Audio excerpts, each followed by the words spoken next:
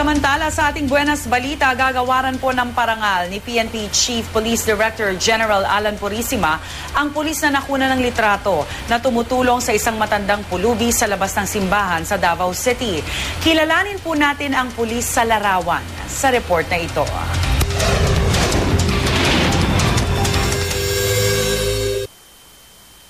Ito ang eksenang nakuna ng photojournalist na si Seth De Los Reyes nitong linggo ng palaspas sa labas ng San Pedro Cathedral sa Davao City.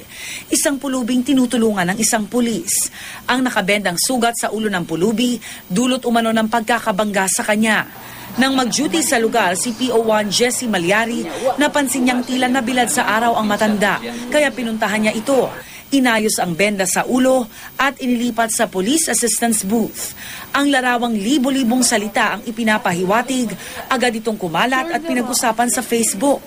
Pero para kay PO1 Malyari, wala naman daw kakaiba sa ginawa niya. Usually reaction naman yung tao yan. Kung may makita ka ng kailangan, lahat ng police na dito sa amin, same ang gawin mo. Wala pang isang taon sa serbisyo si PO1 Malyari. Nakatakda siyang parangalan ni PNP Chief Alan Purisima sa Camp Crame ngayong araw. Hindi pa tiyak kung may kaugnayan ng parangal sa ginawa niyang kabutihan sa matanda.